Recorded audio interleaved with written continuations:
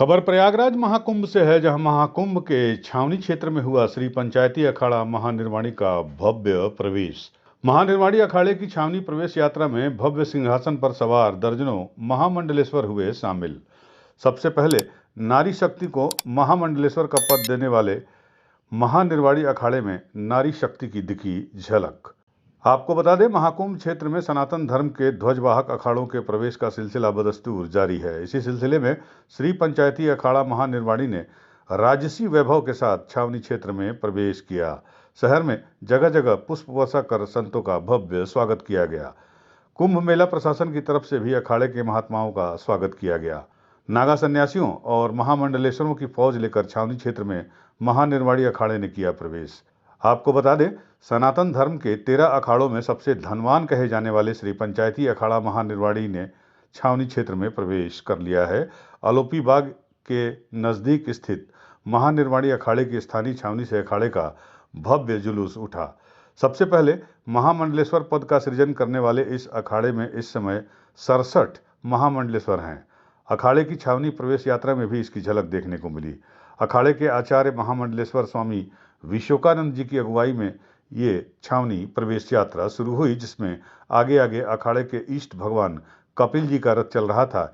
इसके बाद आचार्य महामंडलेश्वर का भव्य रथ श्रद्धालुओं को दर्शन दे रहा था। गौरतलब है कि नारी शक्ति को महानिर्वाणी अखाड़े ने हमेशा से विशिष्ट स्थान दिया है। अखाड़ों में मातृशक्ति को स्थान भी सबसे पहले महानिर्वाणी अखाड़ा ने दिया।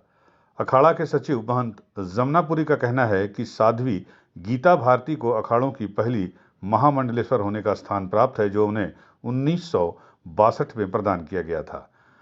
निर्वाणी अखाड़े के महामंडलेश्वर स्वामी हरि हरानंद जी की शिष्या संतोषपुरी 3 साल की उम्र में अखाड़े में शामिल हुई और उन्हें भी ये उपलब्धि हासिल हुई। 10 साल की उम्र में वह गीता का प्रवचन करती थी, जिसके कारण राष्ट्रपति राजेंद्र प्रसाद ने उन्हें गीता भारती का नाम दिया और संतोषपुरी अब संतोषपुरी से गीता भारती बन गई। छावनी प्रवेश यात्रा में भी इसकी झलक देखने को मिली, जिसमें 4 महिला मंडलेश्वर शामिल हुई। यात्रा में वीरांगना वाहिनी सोजत की झांकी में भी इसकी झलक देखने को मिली। छावनी यात्रा में पर्यावरण संरक्षण के कई प्रतीक भी साथ चल रहे थे। 5 किलोमीटर का लंबा सफर तय करके शाम को अखाड़े ने छावनी में प्रवेश किया।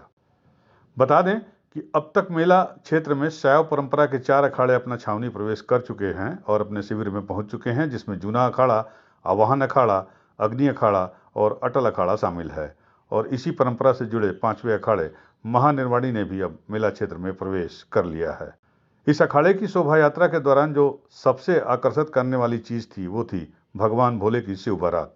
बोल बम के भक्तों ने शिव बारात में बाराती के रूप में नर पिचास बंद शिव तांडव करते हुए करतब दिखाए और अपने मुंह से आग के गोले उगलते हुए साथ में भस्म की होली भी खेली। की रक्षा के लिए एक सेना है। ये श्री पंचायती महानिर्वाणी अखाड़ा है। हरिद्वार से जमात यहाँ आकर रुकती है, बागंबरी बोलते हैं इसको, और यहाँ से आज छावनी में प्रवेश कर रही है। धूमधाम से सभी नागा संत लोग मिलकर धूमधाम से जा रहे हैं। कोई ऊँट पे, घोड़े पे, अलग अलग रूप धारण करके और छावनी में प्रवेश कर रहे हैं आज। ये कहा जाता है कि सनातन धर्म की रक्षा के लिए जो है ये जो सेना है कितनी तैयार है? ये शास्त्र और शस्त्र दोनों से तैयार है। जब शस्त्र की ज़रूरत पड़ती है तो शस्त्र उठाती है और जब शास्त्र की ज़रूरत पड़ती है तो अध्ययन करती है। श्री पंचायती महानिर्वाणी अखाड़ा उसका आज छावनी प्रवेश है और इस हेतु सभी नागा साधु, सभी महामंडलेश्वर और भक्त समाज भारत ही नहीं देश विदेश से भी इस जगह पर पहुंचे हुए हैं।